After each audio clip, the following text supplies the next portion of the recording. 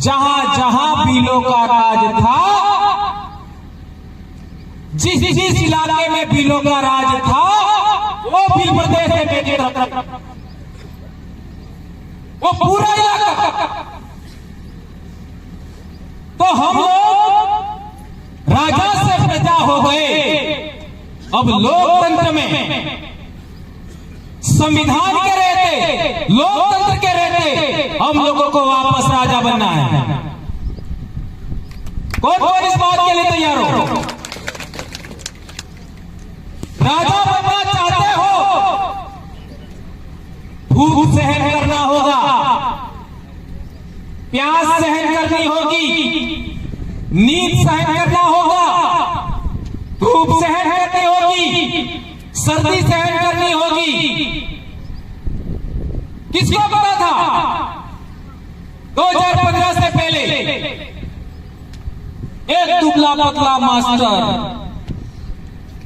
जो स्वयं बीमार है, लेकिन बिंदा में उदयपुर चित्तौड़ एक ही, और आपका डूंगरपुर बांसवाड़ा,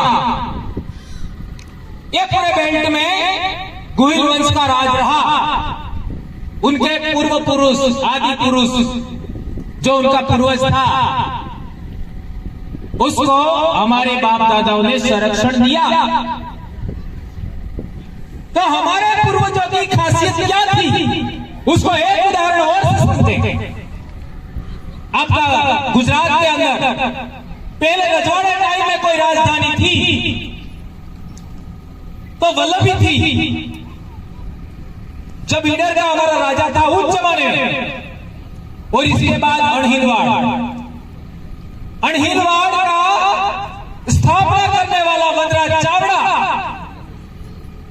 उसका पिता भी पंचासर का छोटा मोटा राजा था। पंचासर आज की तारीख में मेहसाणा में है। पंचासर का राजा था, तो उसकी बाहर के लोगों ने आक्रमण करके उसको मार दिया। तो उसकी मां के पेट में था, और उसका मामा और दोनों भीलों के बीच में जाके जंगल में रहे, और भीलों ने संरक्षण दिया। और भीलों के संरक्षण में बड़ा होने के बाद 744, 45, 46 में अणहिलवाड़ का चावड़ा वंश का शुरुआत हुआ 8वीं सदी में। और यही बात है, आप आगे बढ़ो, गोहिल वंश का ही 5वीं 6वीं सदी का आपका बप्पा रावल, चित्तौड़ पर उसका राज कायम हुआ। मौर्य वंश यानी मौर्य वंश के बाद उसमें भी 2 भील, बाड़द और देवा ने सहयोग किया था।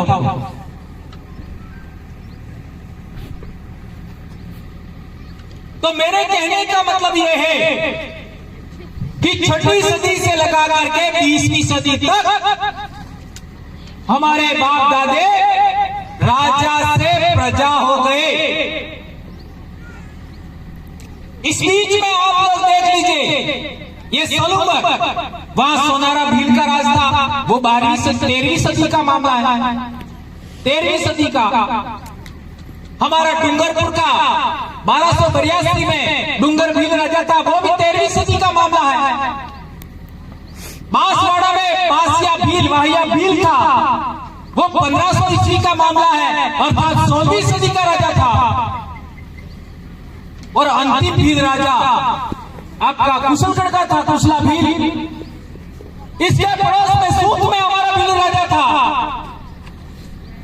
झालोद लीमड़ी में हमारा राजा था, झाबुआ देख लो, अलीराजपुर देख लो।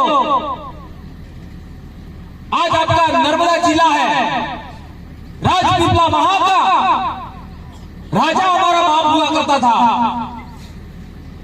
इस तरीके से आप चले जाओ बॉम्बे तक, मारवाड़ से लगा करके बॉम्बे तक, ये एक जमाने में भील राज्य था, एक जमाने में भील प्रदेश था। इस वजह से मैंने अभी आदिवासी एकता परिषद में कहा था कि मेरे कहने का मतलब भील राज क्या है। हमारे जितने भी कार्यक्रम होंगे उसमें ये दो चीज आपको ब्रेक करनी है। एक तो खाना और दूसरा ये फूल माला। ये थोड़ा सा हम लोग इसको नहीं स्वीकारते हैं। हम लोग मंच का सबसे पहले हमने विरोध किया और मंच पर हम नहीं बैठेंगे। तो लगभग पूरे आदिवासी इलाके में ये बात सर्वमान्य हो गई और अब मंच पर बैठने वाला मामला खत्म कर दिया गया। और आज तक अपने आदिवासियों के कार्यक्रम में हमारे एमपी एमएलए कभी भी मंच पर नहीं बैठे। आप लोगों ने देखा होगा, साथ में ही बैठे। यही चीज हम लोगों को आगे बढ़ानी है।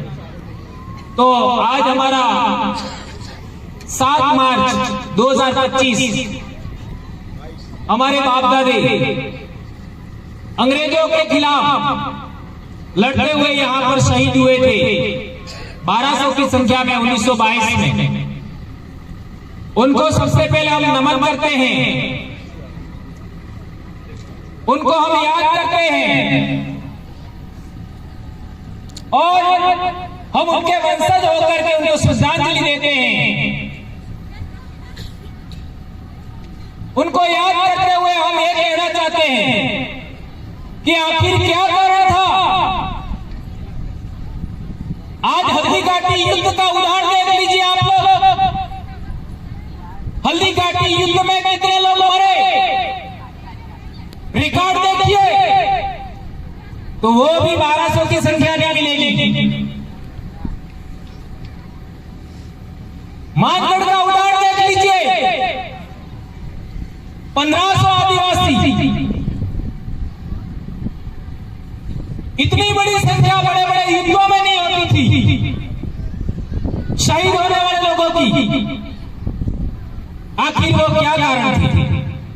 इस पर हमारा दिमाग सोचना चाहिए। हमारी बोली में इस प्रश्न को ध्यान में रखते हुए बोली में प्रबोधन हमको करना चाहिए। अब सवाल पैदा होता है कि ये इलाका कौन सी रियासत के अधीन था? तो ये इलाका ईडर रियासत में था, बराबर है? अब बताओ 6ठी सदी में ईडर का राजा कौन था? 6ठी सदी में ईडर का राजा कौन था? मांडलिक भील। एम आई राइट? क्या गलत है? 6ठी सदी में मांडलिक भील ईडर का राजा था और आपका 20वीं सदी अर्थात 1922 में 1922 20वीं सदी कहलाती है। तो इतने समय में हमारे लोग राजा से रंग हो गए। 566 अर्थात 6ठी सदी में हमारा महाराजा था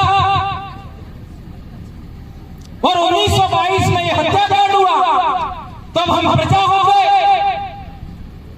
राजा से प्रजा कैसे हुए, ये बात जानना समझना जरूरी है। और यहां तो जिन लोगों ने यहां राज किया वो मांडलिक राजा ने उनके बाप गुहिल को संरक्षण दिया था।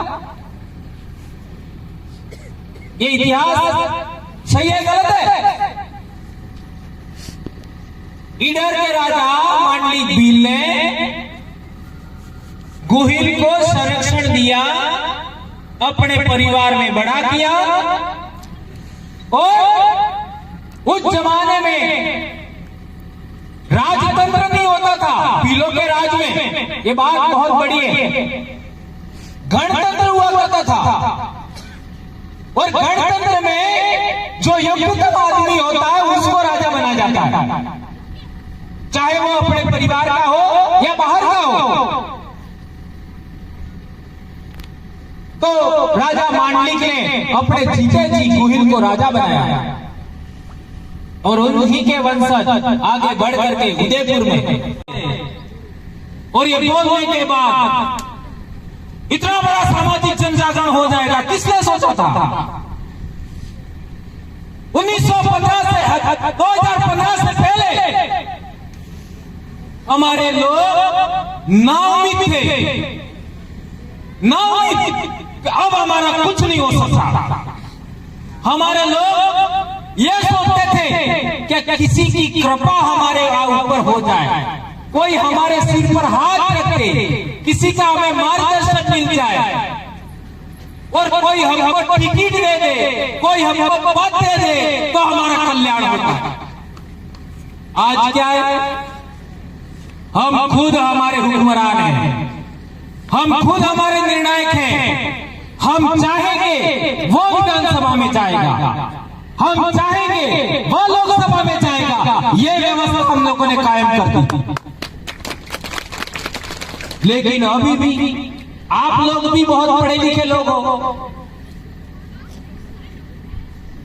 साबरकांठा, अरवली, डूंगरपुर, बांसवाड़ा, वलसाड़, ये वो जिले हैं हमारे इलाके के जहां बहुत